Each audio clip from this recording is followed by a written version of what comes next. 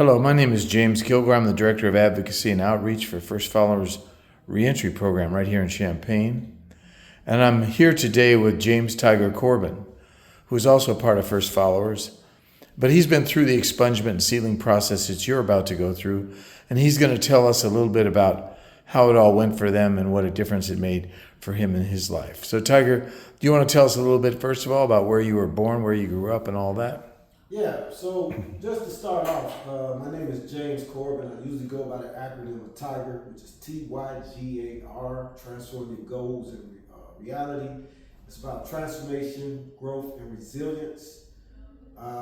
It's inspirational for me as well as others that I work with in this industry. I have been with FirstFollowers since 2016. I'm currently the drop-in coordinator with FirstFollowers. I have an awesome team here who are dedicated to what they're doing and making improvements in other people's lives. I'm proud of them. So how I got familiarized with the expungement process, let's go back. I caught my case early on in the 90s, and I was facing aggravated arson at the time.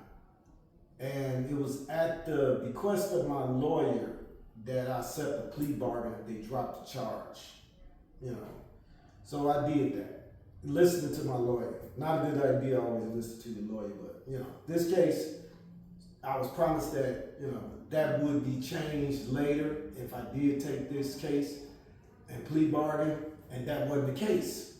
So with that being said, I found myself with this felony now, a class 2 felony, on my background. And it was hard. It was just hard. It was very hard. One, finding a job that will allow me, to work with that type of background, as well as anybody who would accept it for that. As you know, once you get a felony, you knocked out 75% of the jobs, right? That's automatic. So now I found myself with 25% of the jobs, trying to, find my way there just to make a living. And at the time I had 2 sons. So it was difficult finding resources. So I stayed back and forth here and there and could never get stable while I had that felony on my background. So how did you happen to hear about the expungement and sealing process? So it's an interesting story. It was actually through my mother. My mom heard about Operation Push, doing this expungement, sealing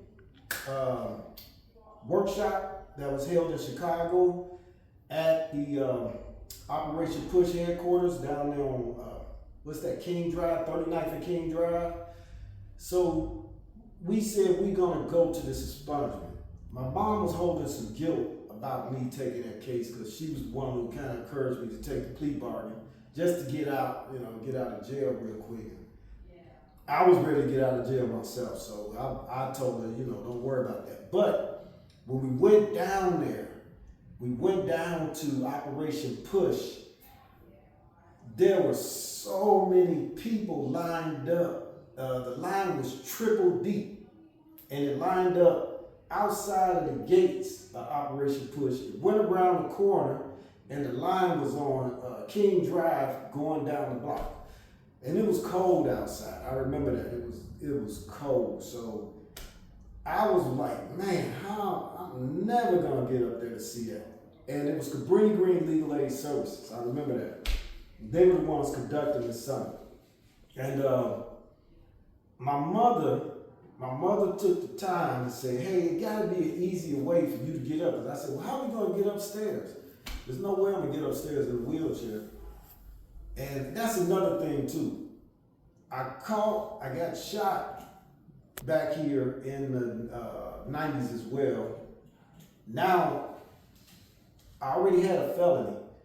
Now I'm paralyzed. So the 25% jobs that I was capable of doing, that knocked down to like 5% jobs that was available for me. Just bring that up again, because we got to make sure we talk about that. but it was my mom who pushed through the crowd. And when she pushed through the crowd, she brought down a lady named Margaret, older white lady. And she told her my story, everything that I've been doing, accomplishments I made. And Margaret came down in the cold without her coat on. And she said, I had to come meet you. The way your mother talked about you, I just had to come down to meet you. And that was the start of it right there. That was the beginning. And Margaret explained about the process. And she said, listen, you don't have to stand out here. I'm going to just go ahead and put your name in the system. Then we're going to call and get you an appointment where you can come down to Cabrini Green Legal Aid Services that's on the north side of Chicago. And then we'll take it from there. And I was so pleased with that. But it wasn't for Margaret taking me under her wing like that. And my mother, I guess my mother made me a saint. That helped me out. That was the start of it. That began the process right there. That's how I found out about it. Okay, so then was it smooth sailing to get this expungement and sealing, or did you have to go through some battles? So there was several battles. Number one was gathering all the information, the records, getting all that together, then going downtown Chicago, back and forth to get all that together. That was one hurdle. Finding a lawyer to take on pro bono, to write this up. He had to write the case up. We had to get all that together. Once they wrote the case up and then get ready to present the case, now come the challenge of going in front of the prison review board and talking about the case again as if it was yesterday. And it brought up a lot of memories too, because we was downtown at the Thompson Center when they was doing all this.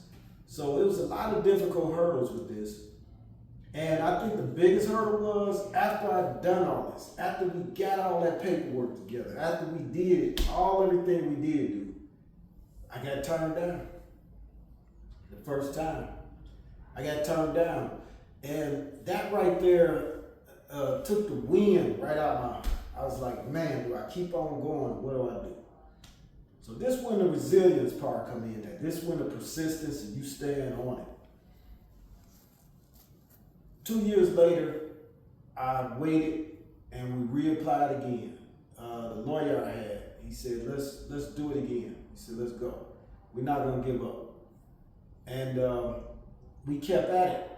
This time, it was another hurdle. Blagojevich was in office at this time, and he refused to hear any other hearings. Now, you talking about karma come around, then later he get locked up, right? But that turned out, it was 9 of us who Cabrini Green Legal Aid and the lawyers put together and said it was 9 of us. I know it was a pastor, a couple of us had PhDs and other things. I had at that time a bachelor's. There was 9 of us who then gathered together and said, we want to plead your case against the state to get them to move this thing again. And that started the ball rolling again. Once Blagojevich got locked up and the next governor took over, I finally received my expungement, and that was in 2015. I started the process way back here, 2005, and I didn't get anything done until 2015. That's a long time. That's a lot of hurdles. And that's something that you gotta stay on top of this. You gotta stay on top of this. And let me explain something too. An expungement and a sealment is 2 different things. So a sealment, jobs still have access. Certain jobs that you go to gonna still have access to your record. Like I was trying to sell insurance at the time. But I had to get okay letter through the state. So you want an expungement. That's what you want. So it was a lot of hurdles going through that. I'll leave it right there. So just tell us, has this been worth it? Has it made a difference in your life to go through this expungement and sealing? It has made a difference of day and night. going through this expungement sealing. I can't explain the words. There's no words to this. Once you receive that letter back from the governor saying that all rights of citizenship have been restored, it's a different feeling. It's a very different feeling. Since then, I can apply for any job now. There's nothing holding me back anymore. There's nothing on that thing of sorry, Mr. Corbin, you got this on there, we apologize. And I know I can do this job, but all that is gone. Since then, I done got my FOIA card.